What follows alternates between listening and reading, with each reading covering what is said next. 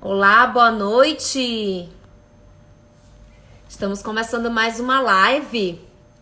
E hoje com um tema bem diferente, né? A gente vai sair um pouquinho daquele tema central do zumbido e a gente vai falar sobre. Oi, boa noite, Cláudio, boa noite, Jade. Oi, Fisioorofacial, tudo bem? E hoje o meu convidado especial é o Dr. Rinaldo, que ele é do Rio de Janeiro. Ele é otorrinolaringologista. E ele vai tirar dúvidas sobre sinusite, rinite, desvio de septo, amidalite, né? Tudo isso que engloba todo o trabalho aí de um profissional otorrinolaringologista, né? Eu quis fazer essa mudança hoje para a gente poder ampliar um pouco, né? O nosso papo, o nosso conhecimento, tá bom? Deixa eu ver se ele já entrou, né? Mudaram algumas coisas aqui do Instagram. Deixa eu ver se é esse aqui, peraí. Não, não é. Eu vou me adaptando. Ah, eu acho que é esse aqui. Tá. Ele já tá aqui. Já são. Que aí a gente já conversa os dois juntos.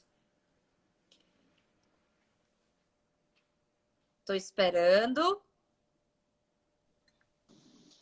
Oi, Karina, Olá! tudo bem?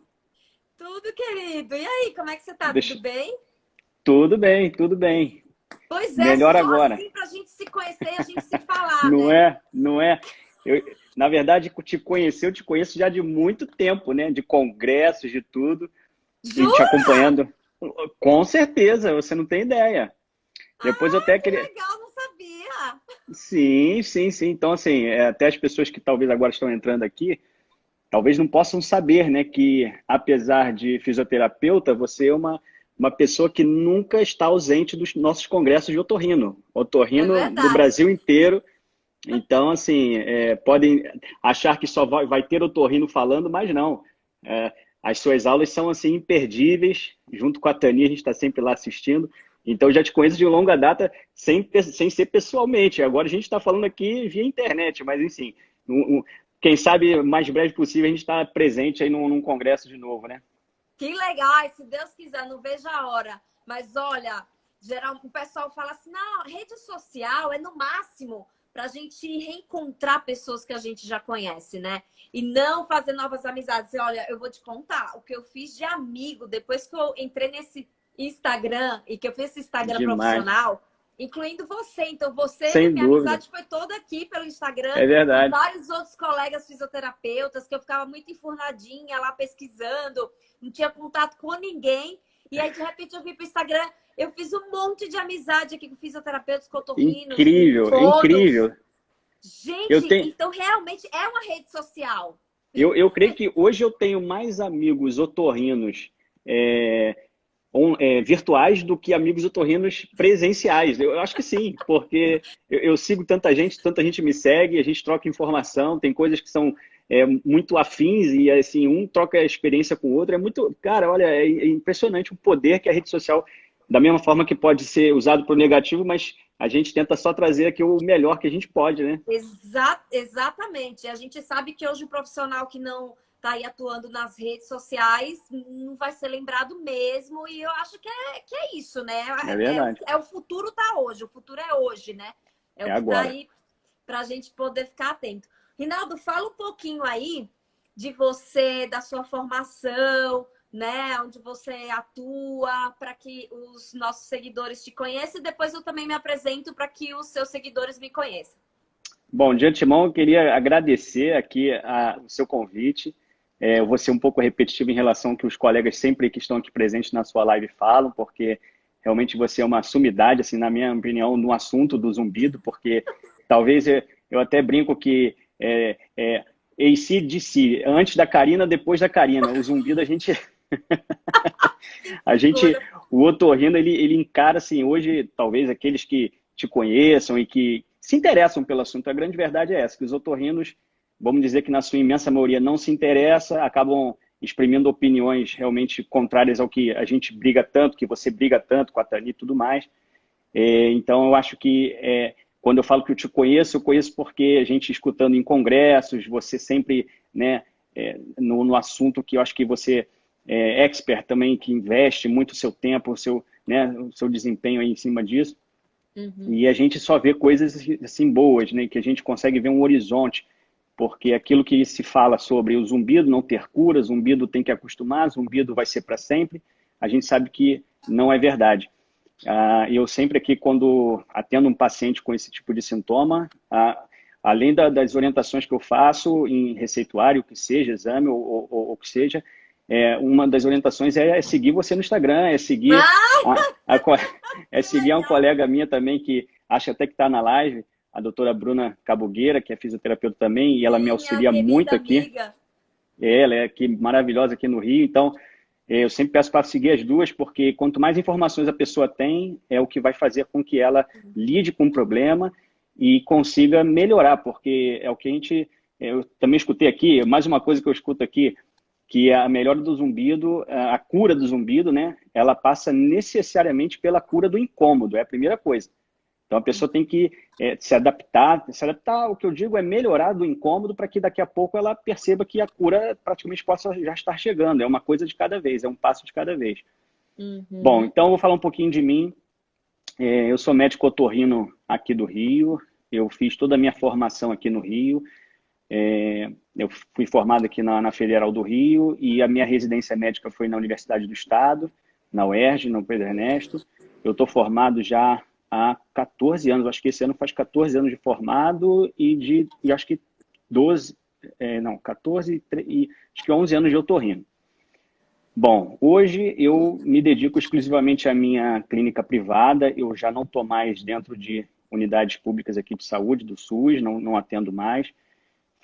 Foi muito bom a época que eu ainda fiquei depois da residência, mas enfim, aí as coisas a gente acaba que não consegue se dedicar tanto a uma coisa e a outra, então preferi me dedicar a alguma coisa que pudesse ter um retorno melhor do ponto de vista não financeiro, que eu digo, mas que eu possa contribuir melhor, né, de alguma forma. Então, eu optei só para ficar na minha clínica privada hoje em dia. Bom, o que mais? Que vocês precisam saber de mim, não sei se que quem está assistindo já me E, vai, conhece. e como é que tá o Baby Rick aí? Pois é, acabou de dormir aqui. É a hora que a gente tem um espaço para poder estar nas redes, para poder conversar. Então, É agora verdade. deixa o soninho E dele. vai Daqui a vir pouco uma chega. bebezinha, é? Pois é. Daqui a pouco chega mais uma. Eu não sei se Como é o as nome lives vão ser dela? de 11 horas da noite para diante, de repente, vai ser mais fácil. Vai ser Heloísa o nome. Heloísa. Heloísa, lindo. Adorei. Aí vai ficar um casal. Só, É, gente. exatamente. Exatamente. Vai ter experiência de ter um menino e uma menina. Muito bom. Muito Exato, exato. legal, Rinaldo. Olha só, para os seus seguidores, né, eu vou me apresentar. Então, eu sou a Karina Bezerra Rocha, sou fisioterapeuta. Eu trabalho com zumbido há mais ou menos 20 anos. Então, eu fiz meu mestrado e doutorado aqui na USP, tudo em zumbido. Fiz também uma especialização aqui na USP. Eu faço parte do grupo de pesquisa em zumbido aqui com a doutora Gerald Sica, aqui do Hospital das Clínicas da USP.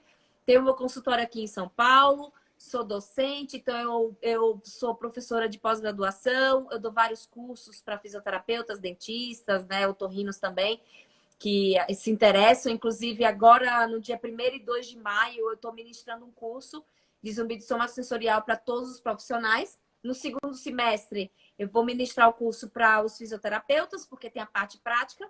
E vai ter o simpósio, que eu não posso deixar de falar, que é realmente o meu queridinho do momento, esse simpósio que vai ocorrer no dia 26 de junho, que eu, como cientista, pesquisadora, o mínimo que eu posso fazer é promover eventos científicos para poder levar conhecimento para os profissionais, né? E também estimular a pesquisa do zumbido somatosensorial. Então, vai ser um simpósio exclusivamente sobre esse tema. Então, sintam-se todos convidados para poder Perfeito. estar lá. Vai ser tudo online, tá? Muito Tudo bom. online, mas vai ser um Excelente. dia inteiro só sobre esse tema. Então, eu realmente, assim, eu tô bem 26 de junho. engajada nesse simpósio aí que eu Que acho que vai bacana. trazer muita novidade. Que bom, Bom, que é o bom. seguinte, eu tô aqui com várias perguntas que os nossos seguidores já enviaram, mas também, para quem quiser fazer perguntas aqui ao vivo, eu também vou ajudar vocês, tá? Junto com o Dr. Rinaldo, para que a gente possa responder, tá? Então, começando aqui, a primeira pergunta que eu recebi nos stories foi da Deigila. Ela pergunta o seguinte: se uma cirurgia de desvio de septo com rinoplastia, ela pode ser um gatilho para iniciar um zumbido?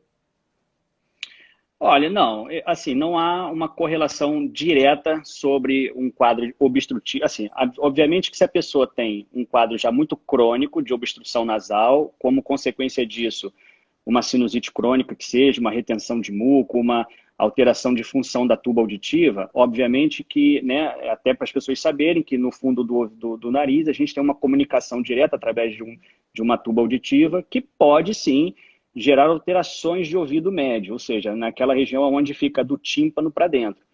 E, obviamente, que se a gente tem um processo inflamatório já muito antigo consequência disso, essa pressão pode ser transmitida ao ouvido médio, a gente pode até correlacionar essa obstrução com algum gatilho de zumbido. Mas então, o contrário seria você pensar que você vai fazer uma cirurgia para corrigir esse problema que pudesse dar o gatilho. Então, eu faria uma associação inversa. Eu acho que você corrigindo um processo que tem indicação cirúrgica, né, por uma obstrução que realmente gera complicações clínicas ao paciente, e em consequência disso você melhorar a função da tuba auditiva e pode evitar com que aquele zumbido fique mais acentuado.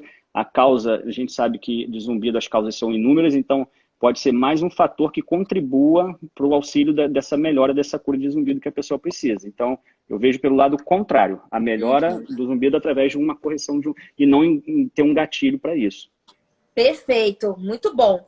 Tem uma pergunta do pessoal lá de João Pessoa, que é o seguinte: ela fez duas perguntas.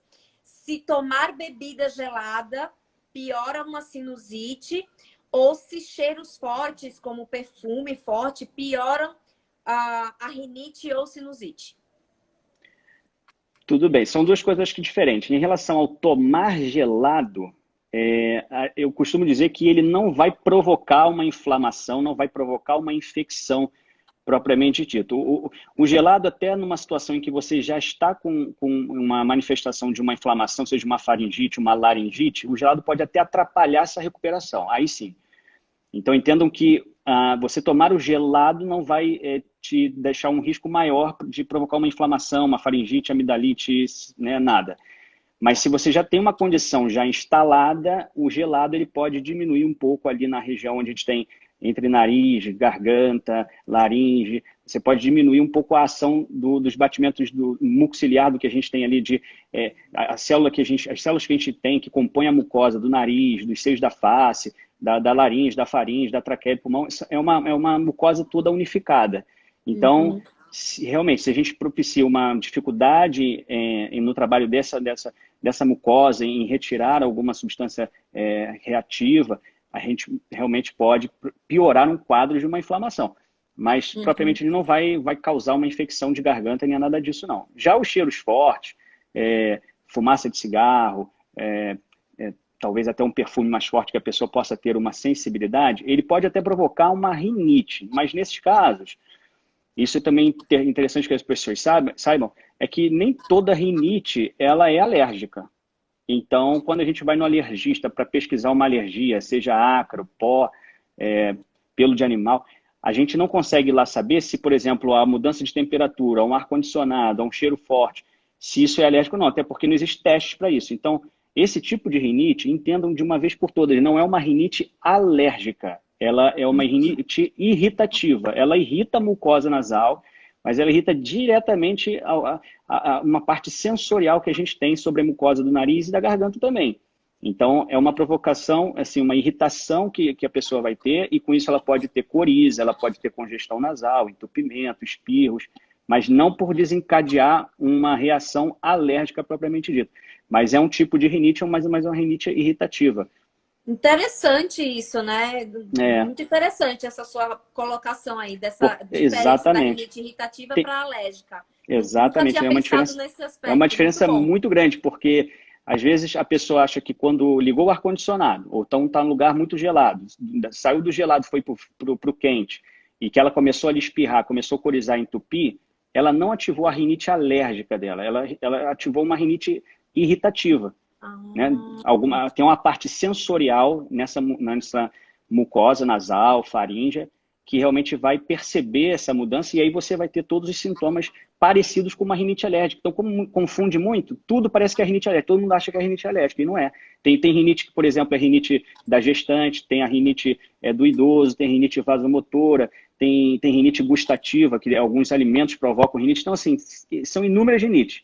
E se a gente for tratar todas elas com sprayzinho nasal, todas elas com antialérgico, não vai ser o correto. A pessoa vai ficar usando a vida toda e nunca vai melhorar. Olha só, muito bom, hein? Excelente. Deixa eu ver aqui, ó. Então a Cleide falou: então a minha rinite é irritativa. Então o pessoal aqui só elogia você. Você tem um fã-clube, né? Eu já notei isso. Né? Porque é melhor doutor nota 1000. Olha só, vejo elogio aqui, ó. Os meus seguidores são fiéis. Hoje muita gente me repostou. O pessoal é fiel mesmo. É verdade. Olha aqui, ó, o M. Rogério, vício de Neossoro vencido também por conta do Dr. Rinaldo. Muito bom. Maravilha. A Carliane perguntou assim: a vacina da gripe melhora a rinite? Não, olha, a vacina da gripe, ela não vai ter uma correlação direta com a melhora da rinite. Só que é o seguinte, ela pode diminuir a chance de você ter uma crise de rinite. Porque o que a gente vai pensar? A gripe também é uma inflamação da mucosa nasal, só que a gripe é uma infestação viral, então você pode estar com o vírus da influenza e ela vai provocar todo um processo inflamatório na tua mucosa. Então, se você propiciar uma função nasal ruim, porque a tua mucosa está inflamada, porque você pode ter quadros repetitivos de gripe, por exemplo, resfriados também, que resfriados é causado por outros tipos de vírus, geralmente um caso mais brando também. Então, se você deixa essa mucosa irritada, realmente você tem mais probabilidade de gerar uma rinite alérgica, porque você vai estar retendo mais muco, você vai estar retendo mais impurezas, você vai estar retendo alguma coisa que vai desencadear essa alergia. Então, você está com menor possibilidade de infecções virais, de via aérea, menores são as chances de você ter uma rinite. Mas, assim, é uma correlação indireta, realmente. Pode aliviar as crises da rinite, mas não propriamente melhorar a rinite, porque assim, a rinite tem tratamento, tem controle, não tem uma cura, mas tem um controle que pode deixar as pessoas por muito tempo sem crise. E você tomar uma vacina da gripe, você pode sim evitar que você tenha crises repetidas de rinite. Pode melhorar nesse aspecto das crises. Excelente. Tem uma pergunta aqui da Bruna, nossa querida Bruna. Ela perguntou se sinusite pode piorar um zumbido. Você tem um zumbido e daí começa a ter uma crise de sinusite, se faz piorar. Pode piorar porque é a questão de uma percepção maior ao zumbido. Ele está ali, mas se você realmente provoca, como eu estava explicando ainda agora, há pouco tempo atrás, alguma pressão no nariz, em que essa congestão nasal vai gerar uma pressão nos seus ouvidos, como se fosse aquela sensação de subir a serra, aquela sensação do voo quando a gente está num avião, que dá uma sensação de autofonia, quando você fala, você parece que escuta a sua própria voz dentro da cabeça, que você fica aquela congestão, aquela sensação de plenitude, realmente você pode aguçar a sensação do zumbido que já existe. Então, realmente, ele pode ser um gatilho para piora do desconforto e da intensidade desse zumbido que você já tem. Mas ele sozinho, a gente pensar numa sinusite que vai sozinho causar o zumbido, não. E, em geral, a sinusite, ao contrário do que muitos pensam, não é uma doença crônica. Você vai tratar, você vai curar dela, mesmo que as pessoas possam ter quadros repetidos de sinusite, você cura. Não é o que as pessoas imaginam que vai para o consultório e, às vezes, as primeiras coisas que elas falam quando vão dar um relato do que elas têm, elas sempre falam: eu tenho sinusite. A pessoa não pode dizer que tem sinusite, porque isso não é uma pressão alta, isso não é um diabetes que a pessoa tem que estar tomando remédio todo dia. É uma condição que ela tem, que é tratável, é curável, e ela não pode simplesmente achar que tendo a sinusite ela vai ter a vida toda. Ela tem que ter um otorrino para poder tratar e, com isso, evitar essas complicações que, inclusive, pode até afetar o ouvido médio, né? E aí, consequência disso, o zumbido pode ser mais aguçado. Muito bom. Deixa eu vir aqui para cá um pouquinho. Bom, o pessoal aqui não para de te elogiar. Eu tô aqui impressionada, gente. Que é isso? Nem a carreta furacão tem tanta gente. Olha só, deixa eu ver aqui. Bom, tem O seguidor que já, acho que já colocou 3 coisas aqui. Ó, Natividade Assunção. Bom, ele fala o seguinte, ele pergunta se, né, o zumbido ela tem relação com a insônia. Então, eu tenho colocado aqui nos stories esses dias falando que tem alguns estudos mostrando que pessoas com insônia e com zumbido, elas vão ter queixas maiores do zumbido durante o seu dia a dia. Então, o zumbido, a insônia, ela seria realmente como se colocasse uma lenha naquela fogueira do zumbido. Então, se Perfeito. você tem insônia e tem zumbido, tem que se tratar também a insônia. Tem que melhorar essa insônia. Através de quê? De higienes do sono, quer dizer, mudanças de hábitos para que o seu sono melhore. E esse sono melhorando, o que vai acontecer com o zumbido? Ele também pode melhorar as repercussões negativas do zumbido no dia a dia. Você vai ficar menos irritado, você vai conseguir realmente estar com um nível de humor melhor, de repente menos ansioso, porque a gente sabe que a insônia aumenta em 30% a chance da pessoa ter ansiedade. E tudo isso pode fazer com que o zumbido piore durante o dia. Agora, a segunda pergunta que ele fez, ele falou assim, que é muito comum, né? Já fui em vários médicos e eles dizem que tenho que me acostumar, que o zumbido não tem cura. Com relação a isso, eu tenho para dizer o seguinte, que, na verdade, é assim, ó, o senhor não precisa, digamos assim, perder as esperanças no sentido de que não tem nada para se fazer. E, na verdade, não existe isso. A gente sabe que o zumbido, ele tem tratamento. Tem várias formas de tratar. O que é tratar? É melhorar o sintoma, baixar o volume, muitas vezes fazer com que o senhor lide melhor com esse sintoma, para que as repercussões, tipo, como, por exemplo, dificuldade para ler, dificuldade para dormir, essa dificuldade que a gente tem, às vezes, de estar num ambiente com outras pessoas, né, por causa do zumbido. Então, tudo isso pode ser trabalhado e tratado. Hoje, eu gosto mais de usar a palavra remissão. Então, é possível um zumbido ter uma remissão? Sim, é possível ele ter uma remissão. Agora, todo mundo vai ter uma remissão do zumbido? Não. A gente sabe que não é todo mundo. Mas o mais importante é o senhor saber que existe tratamento. Isto é, não simplesmente não aceite, eu tenho que me acostumar e pronto. Não, tem tratamento para melhorar, para aliviar e para que o senhor tenha uma qualidade de vida, tá bom? Vamos correr aqui com um monte de perguntas que eu tenho. Karina, eu agradeço por essas palavras aí, sim, porque é fantástico o que você disse e as pessoas que me acompanham aqui, para poder entender isso, talvez não te conheciam, porque eu sempre digo, né, o zumbido, ele é multifatorial, as causas são inúmeras, então a gente tem que tratar a pessoa como um todo, não adianta.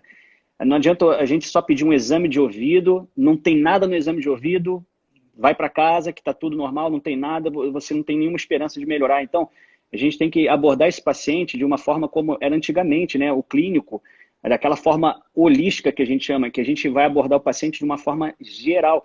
Ele pode ter uma manifestação no ouvido de um sintoma de algo que vem à distância. Então, é uma questão assim, do médico que está assistindo esse paciente, investir nesse paciente, querer investir nesse paciente, que muitas vezes não tem essa paciência, não quer ter esse paciente, porque os seus pacientes, Karina, eu tenho certeza que são pacientes que você vai carregar por muitos anos. Vão ser pessoas que vão virar seus amigos, porque você vai vê-los com frequência. Então, às vezes, o médico hoje ele está querendo ser muito resolutivo, quer passar um remédio que cura, quer passar uma cirurgia a qualquer custo para se resolver um problema. Mas, às vezes, quando a gente vai ver, você operou, você tomou remédio, você até influenciou muitas outras coisas do seu organismo por conta dos remédios que tomou, e, às vezes, a causa é muito mais simples do que imagina, porque você não conseguiu abordar esse paciente de uma forma geral, conversar, saber o que está afligindo a vida dele, né, ver como é que está o fator de ansiedade. É uma série de situações que a gente tem que abordar. E a sua fala foi boa para que pessoas que me assistem aqui, me conhecem.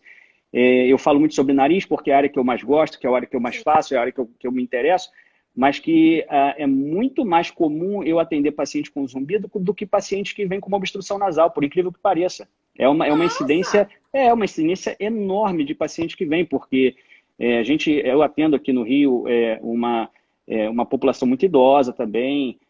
Tem um plano agora que a gente está aqui em atendimento, que em São Paulo é muito forte, que é o plano da Prevent Senior. Não é propaganda, mas é um plano que aborda pessoas de terceira idade. Então, a gente tem muitos casos.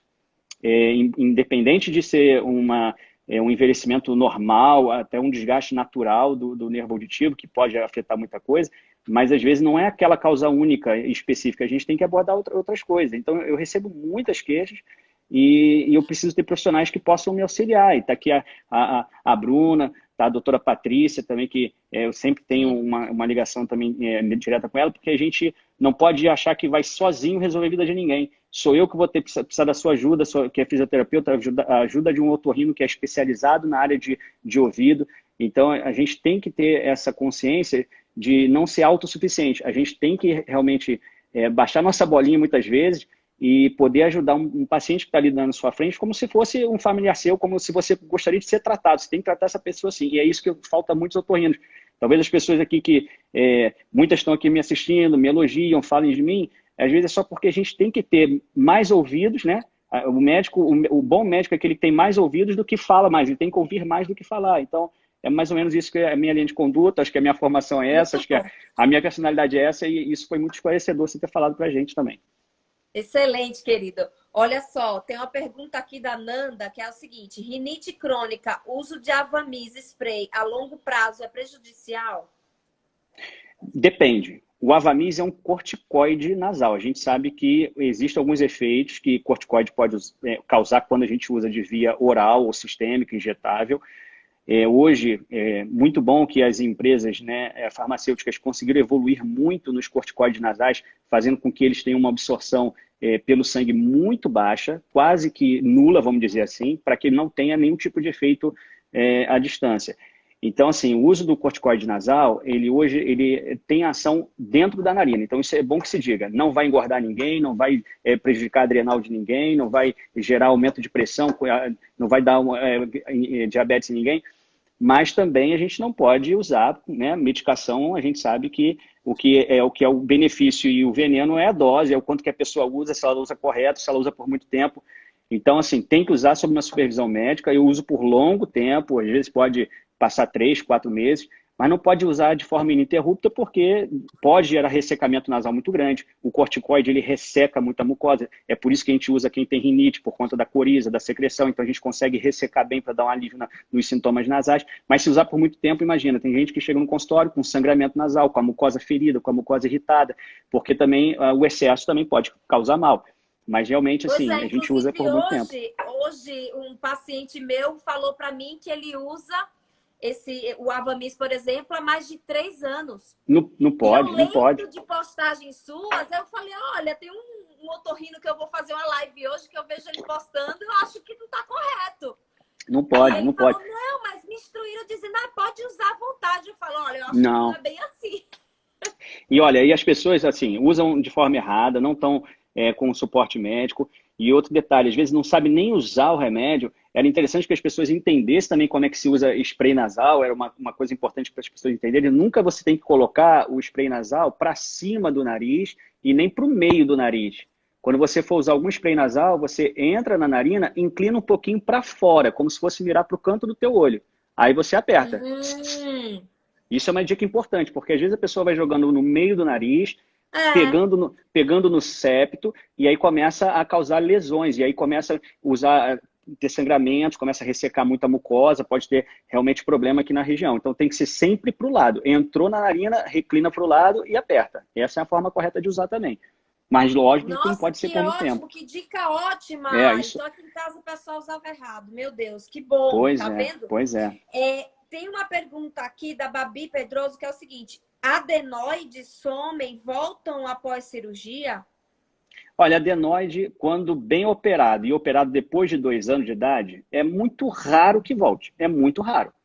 Então, assim, crianças, todas elas vão ter adenoide. Isso é outro erro que as pessoas acham também, que a adenoide é uma carne no nariz, que o otorrino chama tudo de carne, né? Então, assim, a gente tem que saber que carne no nariz pode ser corneto inchado, que é o que a rinite causa. Pode ser um pólipo nasal que está crescendo no nariz da pessoa. Pode ser até um desvio muito acentuado aqui na entrada do nariz, que a gente acha que olha ali é uma carne. Pode ser adenoide, que é essa carnezinha que dá no fundo do nariz. E todas as crianças vão passar por isso, obrigatoriamente vão ter adenoide.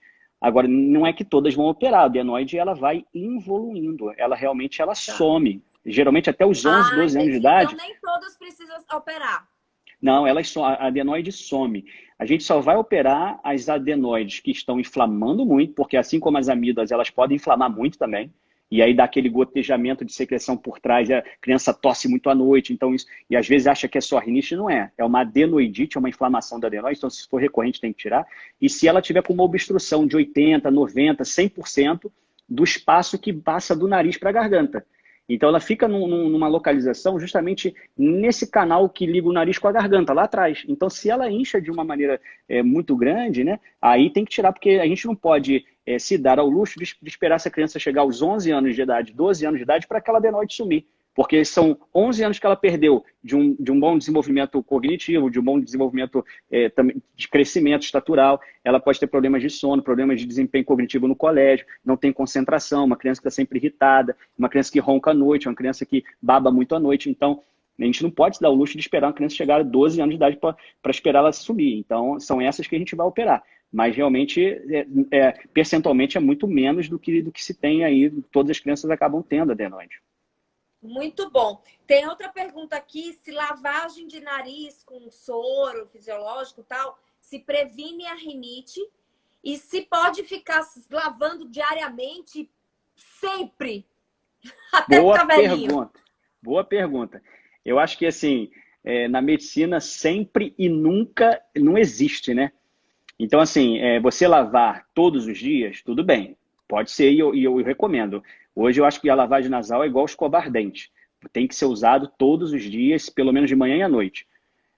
Então, a lavagem nasal hoje ela contribui demais para diminuir crises de rinite, ela diminui a incidência de gripes e resfriados, ela diminui a chance dessa rinite, esse resfriado, virar uma sinusite também. Então, ela vai mecanicamente remover impurezas do nariz, ela vai melhorar o trabalho mucociliar das células que eu estava explicando, que todo o nosso nariz, as células, se a gente for ver num microscópio bem aumentado, a gente vai ver que ele é um tapetinho. Então, esse tapete ele vai varrendo todas as impurezas para o fundo do nariz, e do nariz vai para a garganta, a gente engole, e no suco gástrico a gente sabe que tudo morre. Então, se a gente contribui com essa lavagem, que a gente remove o muco que está em excesso, lubrifica esse nariz e o trabalho mucociliar é bom, provavelmente essa pessoa está protegida de muitos processos de inflamação de via aérea, inclusive asma, bronquite, crianças que sofrem de problemas respiratórios noturnos. Então, tem que fazer lavagem diária. Agora, quando você falou assim que pode usar várias e várias vezes ao dia, aí a gente tem que ter um pouco de calma também, porque Mas a gente não pode... eu posso fazer isso, sei lá, até ficar velhinha todo dia, um pouquinho? Todo dia, todo dia. Ah, não tem problema, né? Ah, então tá Não bom. tem problema nenhum. Tem que usar todo dia. A recomendação é essa, vale muito a pena fazer todo dia. Todo paciente que senta comigo... Inclusive, depois que eu vi suas dicas no Instagram, que eu comecei a usar todo dia, essa rinite irritativa que eu tinha passou. Aí, ó, tá vendo? Sinusite, eu tinha pelo menos uma por ano. Eu não É isso tive aí. mais. Eu desafio aqui, não tem os desafios de 21 dias, que dizem que 21 dias é o tempo que a pessoa tem que fazer para se adaptar e se acostumar a fazer alguma rotina na vida dela. Então, eu desafio as pessoas aqui que estão assistindo, 21 dias, fizer lavagem nasal de manhã à noite, elas vão ver o benefício que elas vão colher daquilo e não vão parar mais de fazer. Tentem se dar essa chance de fazer. Tentem, façam. E vocês vão ver o que vocês vão ter de benefício. Também, eu tô respirando muito melhor. Eu sinto assim, sabe? É tudo desobstrução. Não, mudou minha vida. Eu falo pra todo mundo. Que bom, olha. Eu fico feliz de saber, hein, Karina? Olha, sabendo muito, que mudei aí. Com certeza. Coisa tem boa. Outra pergunta aqui. Se alimentos podem aumentar a inflamação nas vias aéreas superiores? Olha, essa é uma pergunta, não é simples, né? Tem uma linha de pensamento até que os médicos aqui ame ou deixe, que é o Dr. Vitor Sorrentino, né? Que ele fala muito sobre essa parte de alimentação que possa ser inflamatória. Enfim, ele é um cara muito polêmico, mas assim, eu acho que existe sim uma correlação que possa ocorrer de forma indireta, né? A gente sabe que existem alimentos que são potencialmente inflamatórios. Então, se a gente pensar no organismo como um todo, tem pessoas que até dizem, né? Se o corpo está inflamado, você tem que realmente pesquisar, porque Da mesma forma que a gente estava falando do zumbido, que a gente tem que ver a pessoa como um todo, um processo inflamatório que possa estar gerando um processo autoimune, um processo, né, de reação de cadeia inflamatória, ele pode sim influenciar no nosso processo de via respiratória também, obviamente. É lógico. Uhum. Eu até fico assim... Agora, agora Não, a não, pode... dica, uma das dicas mais importantes da noite. Como fazer com que as pessoas parem de usar Neossoro? Ah, não, isso aí eu acho que é o auge da nossa live, eu acho que é essa, hein? Acho que chegou. Já tem quantas pessoas seguindo aqui, ó? 55, né? Tá, 55, chegou no ponto bom. tá bom, tá bom. Então, porque assim, abandonar o Neossoro de uma vez por todas, não tentem fazer igual as pessoas tentam fazer com cigarro, que quer parar da noite pro dia. Não tentem fazer isso, porque da mesma forma que a pessoa vai ter um efeito rebote, ela pode ter problemas de efeitos colaterais até mais graves quando ela para de um dia para o outro. Então, acho que a gente tem que conversar, ser bastante realistas, não é para parar da noite para o dia. Acho que a gente pode até conversar como pode fazer isso de forma gradual, mas de qualquer forma, assim, para a pessoa se livrar de vez de uma medicação dessa, tem que ver o que realmente, de fato, tá levando a ela a usar esse remédio todo dia. Porque se ela está usando esse remédio todo dia, fatalmente ela sofre de algum processo obstrutivo, que já é crônico, que já é antigo, e ela fica mascarando esse problema com um remedinho milagroso, né? Que essas gotinhas entram no nariz, elas fazem uma vasoconstrição, então a gente tem no nariz esses cornetos nasais que ficam logo na entrada do nariz, que é um tipo de carne que a gente chama, né? E elas são como se fosse uma esponja cheia de vasos sanguíneos, cheia de sangue. Então, quando a gente joga um remedinho desse, essas gotinhas, né? Neossoro, por exemplo, é um deles. Eles atuam nessa mucosa nasal, retraindo toda essa vasculatura. Então, os vasos sanguíneos que estão lá inchados, eles retraem, ficam fininhos, e aí abre o caminho para o ar passar no nariz. Então, é maravilhoso. Quem é que não vai se viciar nisso? Até a pessoa que não tem nada no nariz, se usar, ela vai achar que está respirando o mundo. Então, a gente tem que tomar esse cuidado porque tem alguma coisa ali dentro do nariz dela que está fazendo ela usar esse remédio e ela não sabe o que é, não está indo ao otorrino, não sabe como é que pode cuidar. E às vezes é uma coisa simples, a gente vai cuidar e ela nunca mais vai ter a necessidade de usar Neossoro.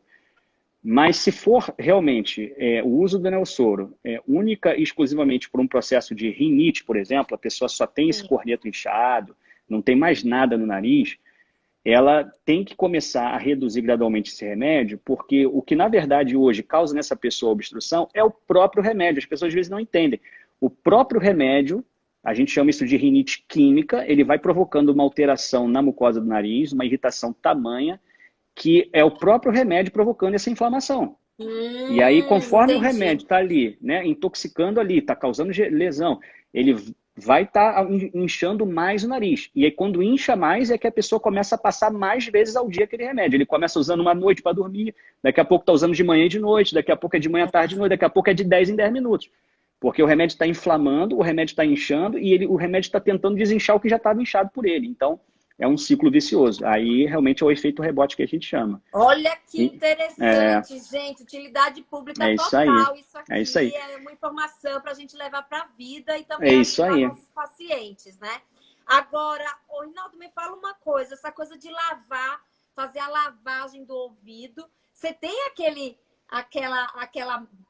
treco lá que você mostrou, cheio de luz, parece uma boate. Eu falei, gente, o que é aquilo? Agora, assim, eu preciso fazer lavagem pelo menos a cada 6 meses, porque eu sou a fábrica de cera. Sim, acontece, é muito comum, é muito comum. Tem gente que fabrica mais do que outras? Mas tem pessoas que vão comigo de 2 em 2, 3 em 3 meses no consultório fazer limpeza, porque assim, é uma produção excessiva. Embora possa ter algumas coisas que aumente essa produção de cera, mas geralmente é genético. Tem pessoas que produzem mais mesmo e vão produzir mais do que outros mesmo, sabe? Não quer dizer que vai ser a vida toda também. Então, assim, vai ter um momento que ela pode até diminuir essa produção, mas é algo quase que genético. A gente não vai ter como influenciar, não tem remédio. As pessoas vão muito em busca disso, um remédio que vai diminuir a produção daquela cera. Infelizmente, se existisse, seria ótimo, mas não tem. Então, assim, na verdade, a única forma de dar o alívio e a desobstrução da auditiva nessa pessoa é a lavagem periodicamente.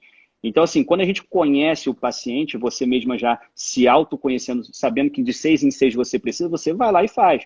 Agora, quando eu recebo um paciente de primeira vez, eu não consigo estabelecer para ele quando que ele deve voltar comigo. Então a gente Tá. usa assim, vem uma vez por ano, vem uma vez a cada 6 meses, porque a gente vai estar observando o ritmo de produção dessa cera. Se realmente for em 3 meses ou de 6 meses, a gente vai começar a acompanhar esse paciente nesse período da partir de então. Mas eu preciso conhecer melhor o paciente para determinar quanto tempo que ele tem que retornar comigo. É mais ou menos isso. Ô, Rinaldo, e você já pegou um paciente com zumbido que quando você tirou a rolha de cera, o zumbido parou? Muito comum. Muito comum. Nossa, tá Pri- vendo?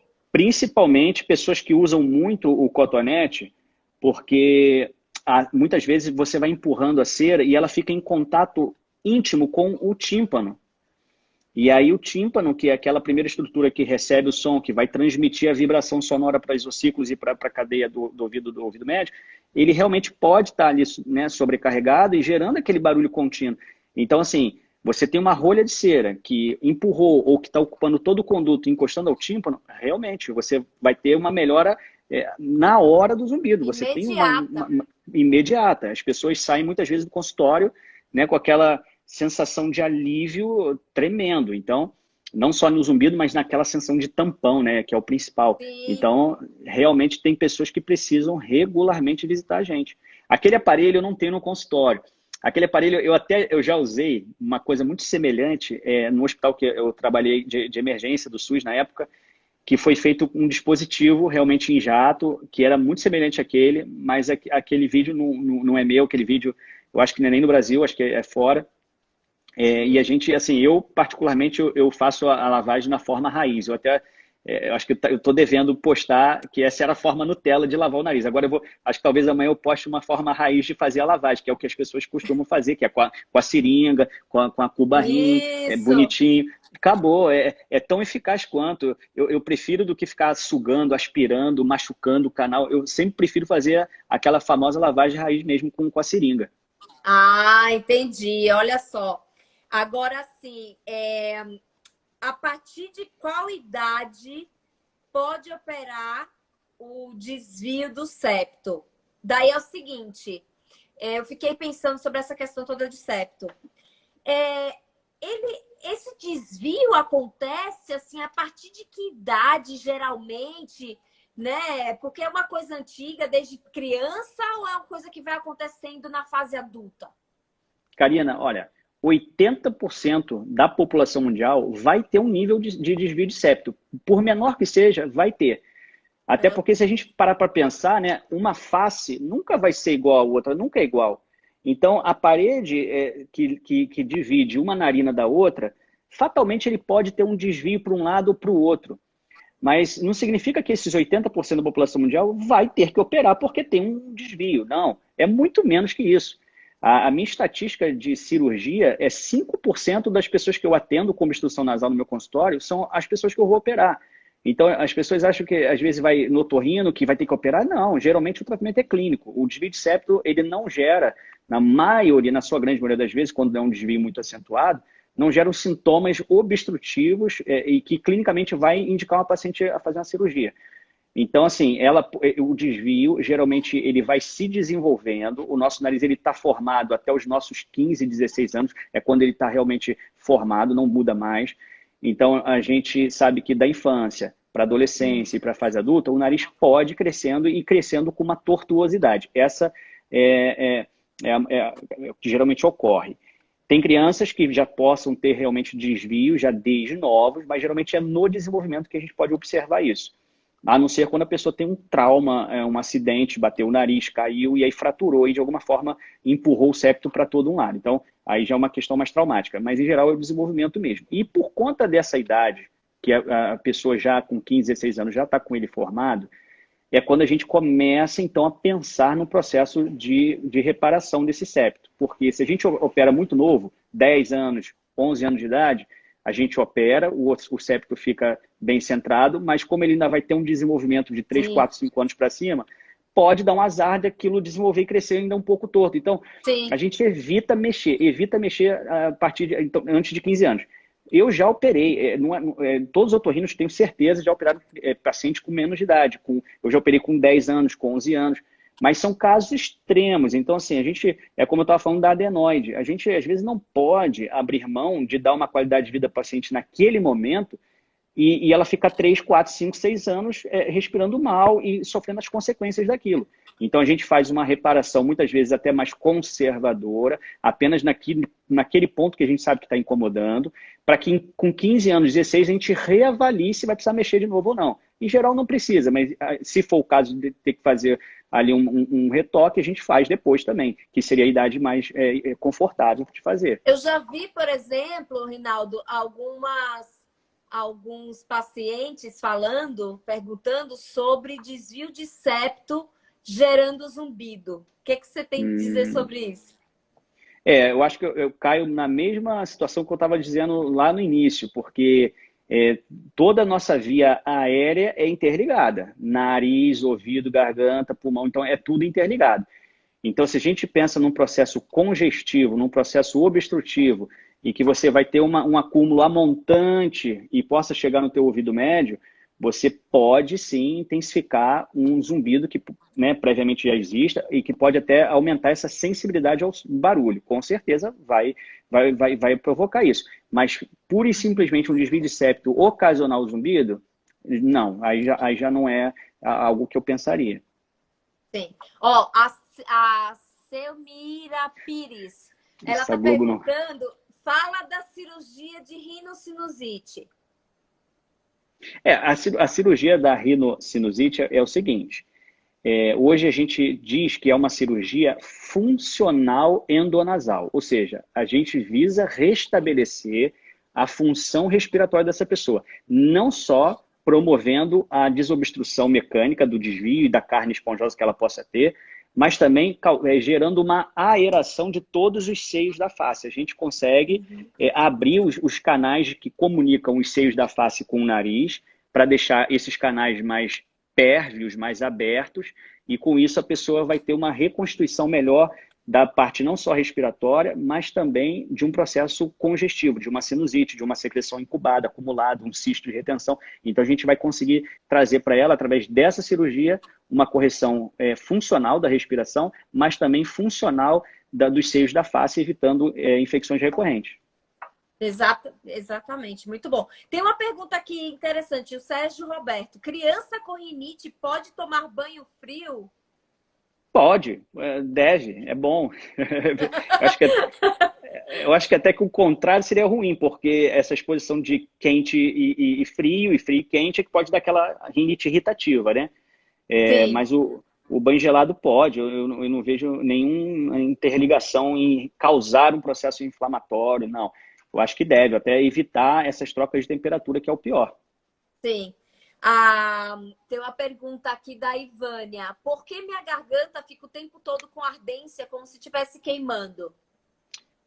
Olha, tem que examinar, mas basicamente ardência na área de garganta, boca, língua, céu da boca que for, a gente classifica talvez como uma síndrome de ardência bucal. Tem várias causas, podem ter fatores também que influenciam. A gente tem que investigar nessa síndrome de ardência bucal se a pessoa sofre de algum refluxo, muitas vezes está relacionado a algum tipo de alimentação que ela faz uso, alguma coisa irritativa, geralmente alguma coisa que possa ser mais apimentada, alguma coisa mais condimentada, e pode gerar realmente alguma sensibilidade nervosa naquela região e, consequência disso, uma ardência. Mas tem que eliminar refluxo, tem que eliminar gotejamento posterior, que é a secreção que desce do nariz para a garganta. Então, aquela irritação crônica vai pingando para a garganta e fica irritando a mucosa, e fica ardendo, fica queimando. Ou seja, eu acho que teria que eliminar essas três possibilidades. Refluxo, que é algo que vem do estômago para a garganta, eliminar síndrome de ardência bucal, pode ter ligação com ansiedade, fator emocional também, e eliminar gotejamento posterior, que aí tem ligação com rinite, sinusite. Então, são as três linhas de investigação, para depois teria que tirar. Passar por uma avaliação, né? Que aí pode ser muita coisa. Aí pode ser também alguma infestação fúngica, aí pode ser, né, candidíase, que pode estar ardendo essa garganta. Então, tem outros fatores que a gente tem que investigar também, mas é basicamente isso. Tem a Karen perguntou assim, se antes de uma cirurgia, hoje em dia, tem que fazer o teste do cotonete para o Covid. Tem por segurança, porque assim, todos os meus pacientes fazem no dia da cirurgia ou um dia antes. e a gente não vai expor nenhum paciente que vai fazer uma cirurgia que não é urgência, não é emergência, é uma Sim, cirurgia que a gente elege uma melhor data para fazer, a gente não vai fazer ele sob um risco de estar com uma infecção aguda do coronavírus. Então, a gente tem que fazer o teste do cotonete, e não é no sangue, tem que ser o do cotonete, porque ele é o único que confirma se você está ali com aquele vírus ali ativo, agudo ali no nariz.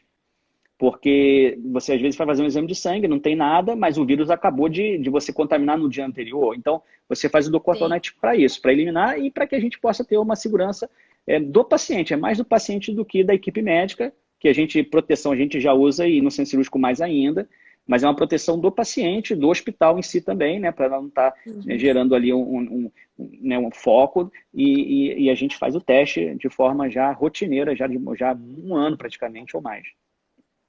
Certo.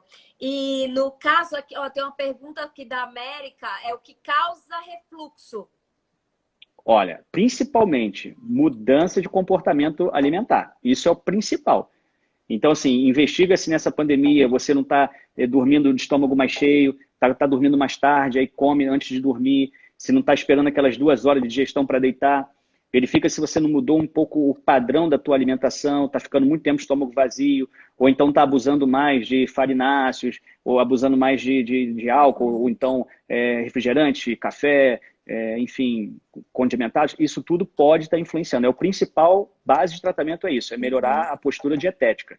E fora isso, a gente tem que investigar uma gastrite, investigar uma H. pylori, uma bactéria que possa estar atuando no teu estômago. Tem que ver se você tem uma hérnia de hiato, que é uma flacidez que você tem do estômago para o esôfago, aí facilita que o suco gástrico suba para a tua garganta. A gente vai eliminar isso Uhum. também. Mas se você se der a chance de melhorar o padrão alimentar, principalmente esperando 2 horas de digestão para dormir, tentando fazer até para não ficar com o travesseiro muito baixo, usar 2 travesseiros para deixar a coluna um pouco mais elevada. Uhum.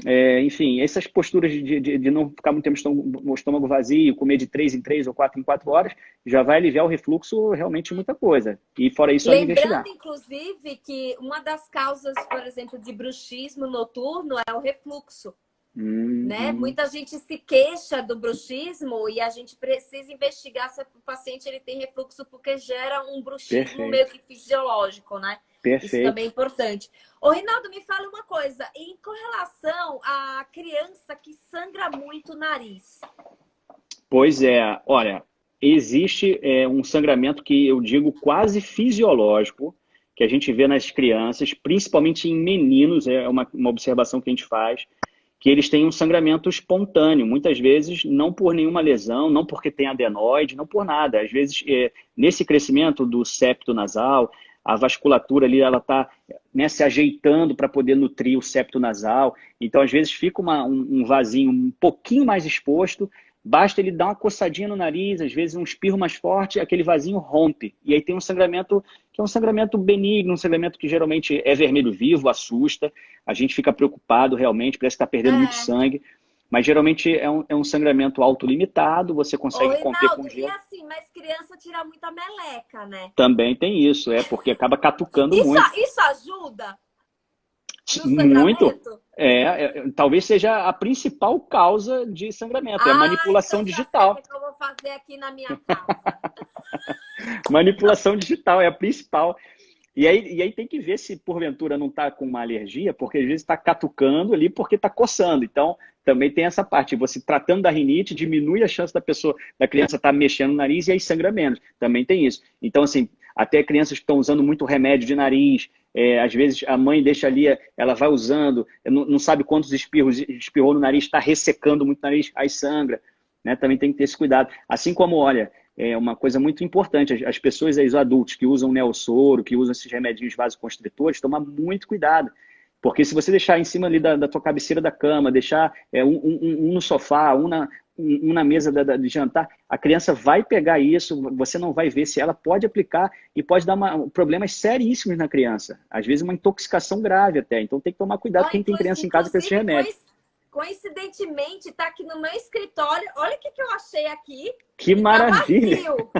E tá vazio. Então a Maravilhoso! galera aqui em casa tá usando, viu? Aí eu acabei Maravilhoso, de ver, eu adorei. falei, nossa, o que tá fazendo aqui no Excelente, escritório? excelente, muito bom, muito bom. Qualquer, assim, eu sou a favor de qualquer dispositivo de soro. Esse que é maravilhoso também, que é jato contínuo, com seringa, com lota, com o que for. O importante é você irrigar esse nariz por dentro. Então, excelente. Tenha isso em vários pontos da casa, que quando olhar, lembrar, é igual beber água. Quando dá vontade, É. já põe logo.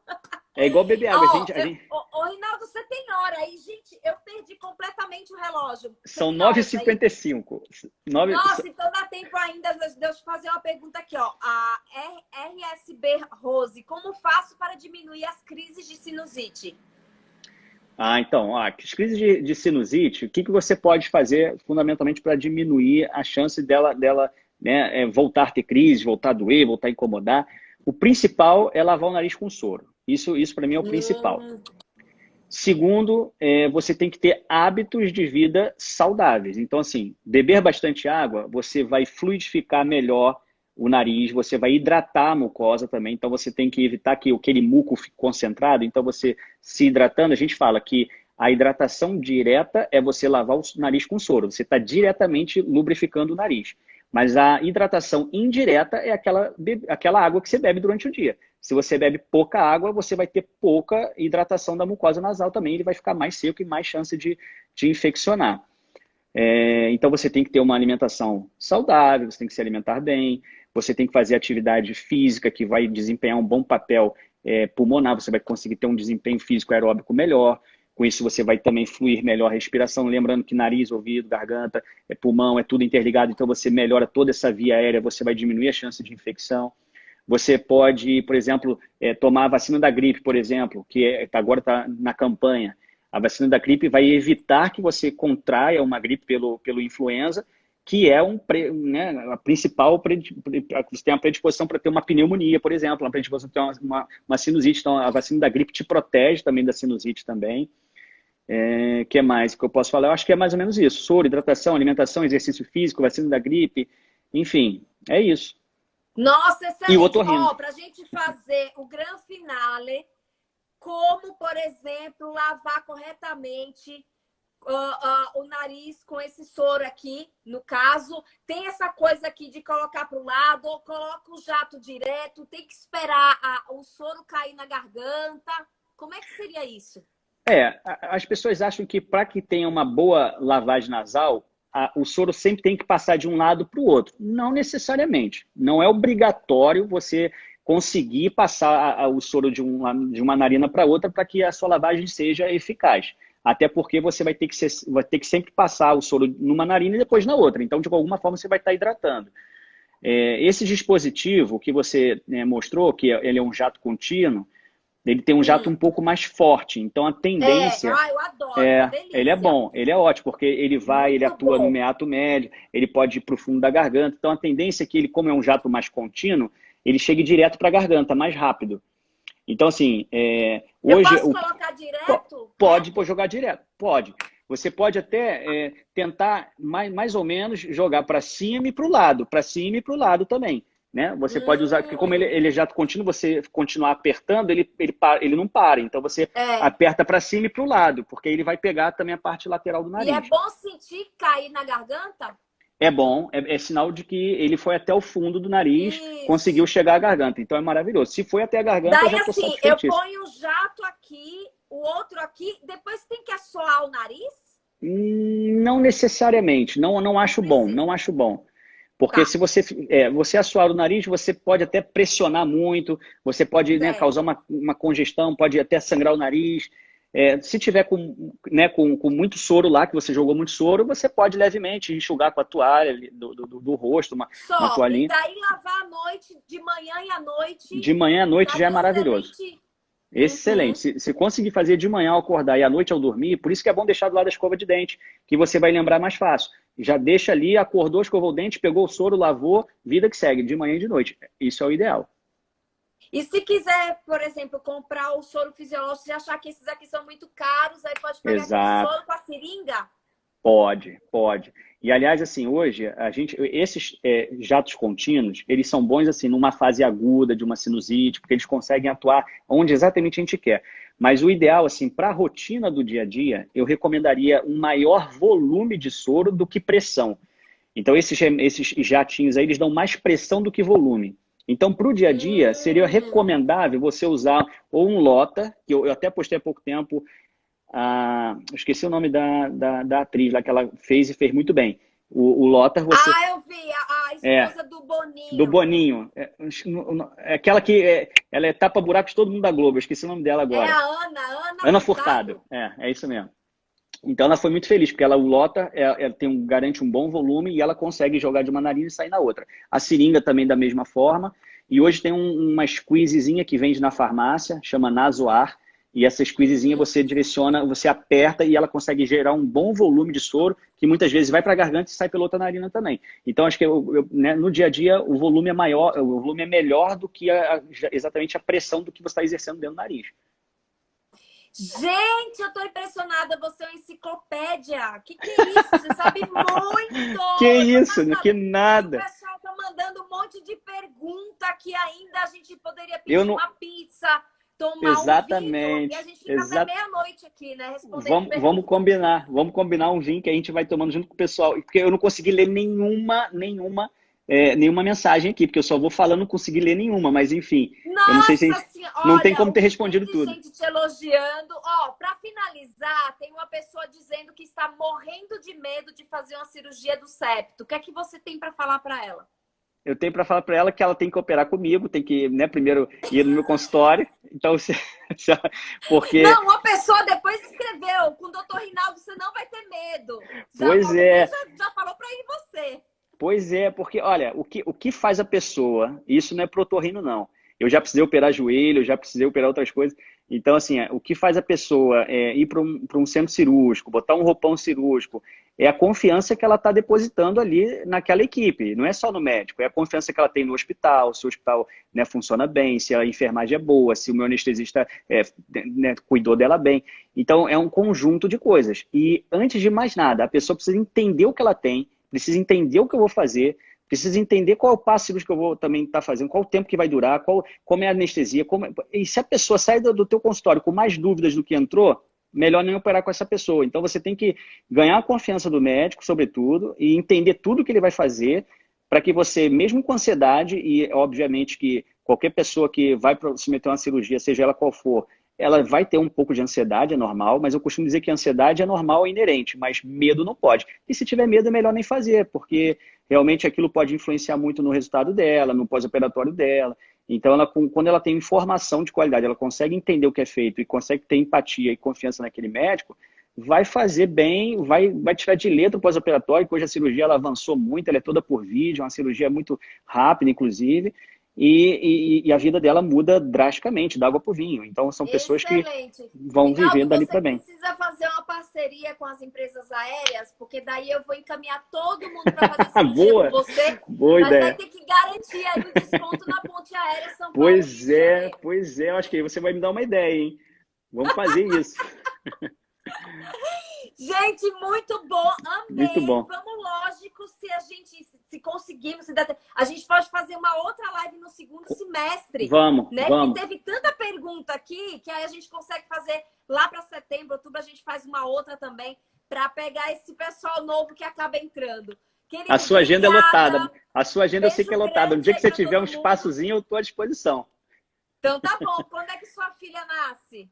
Deve nascer agora final do mês, ou início de maio, mas eu tô mais confiante que seja para o final desse mês, 25 a 30. Eu tô achando Nossa, isso. então é já já. Já tá Já, para já, já chegar tá aí. aí. Já tá aí. Lindona. Boa sorte Obrigado. para vocês, viu? Obrigado. Olha, foi um Deus prazer quiser, vai dar tudo imenso. certo, vai vir com muita saúde. Beijo I- grande, gente. Igual. Obrigada pelas perguntas, pela Valeu, participação de gente. todos. Foi ótimo, tá bom? Beijo grande para vocês. Karina, Tchau, muito bom falar tchau. contigo. Tchau, tchau. Tchau.